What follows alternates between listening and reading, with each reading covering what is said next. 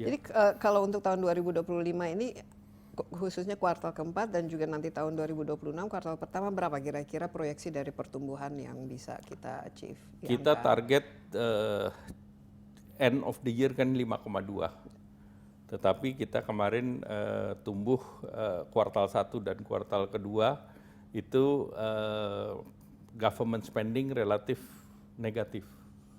Sehingga kita betul-betul ditopang oleh 3 faktor, yaitu investasi, kemudian ekspor, dan konsumsi.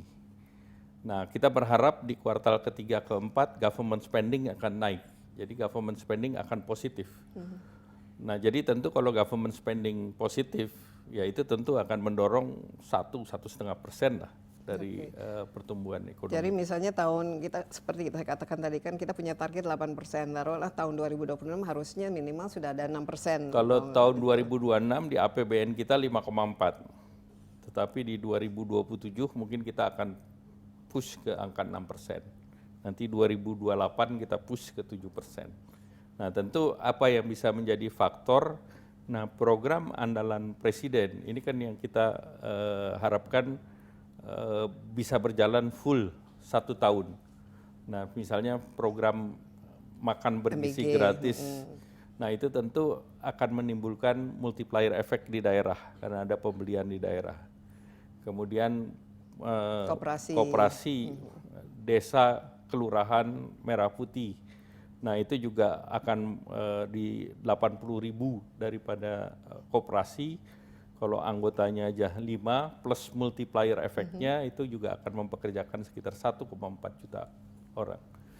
Nah, kemudian juga dari program lain yang juga ketahanan didorong, pangan misalnya ketahanan pangan itu juga akan menciptakan lapangan kerja. Kemudian juga ada program untuk perumahan misalnya yang ditargetkan 3 juta rumah. Ya kalau kita kerjanya 1 juta rumah saja per rumah, kalau UMKM dikerjakan 5 orang itu menciptakan 5 juta kerja. Nah, rule of thumb daripada pertumbuhan ekonomi kan setiap 1% pertumbuhan ekonomi mempekerjakan 400.000 orang. Jadi the new engine yang tadi menjadi unggulan Presiden oleh unggulan program Presiden Pak Prabowo itu akan mempekerjakan millions of jobs.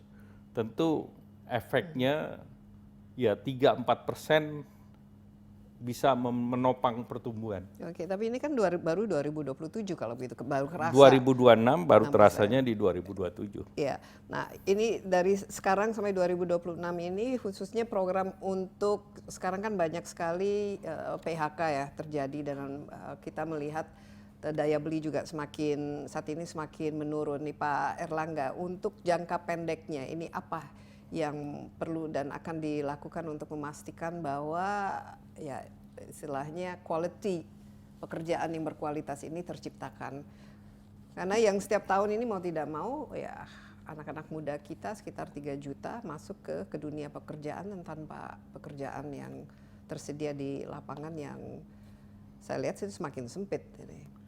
Ya, kita lihat angka tingkat pengangguran relatif turun selama di tahun ini itu sekitar 4,76% dan ini terendah sejak tahun 96.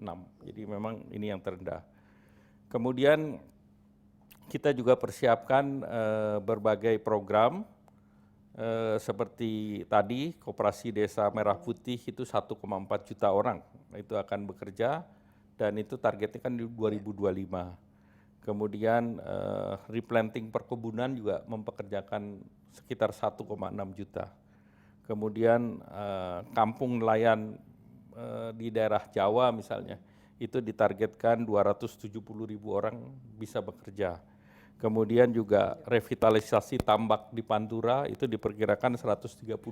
Itu immediate mulai sekarang sampai dengan 2026. Kemudian ada program untuk kapal nelayan, itu juga akan mempekerjakan 600.000 orang, itu juga immediate dari sekarang sampai tahun depan. Demikian pula program shrimp farming. Jadi dari sini sebetulnya new jobs akan terbentuk Oleh karena itu pemerintah mendorong program magang, di mana magang dari lulusan S1 dan D3 yang baru lulus 1 tahun itu untuk bekerja di sektor, apakah itu industri, apakah itu di kementerian dan lembaga, apakah itu di Bank Indonesia dalam periode 6 bulan, itu honornya dibayar oleh pemerintah.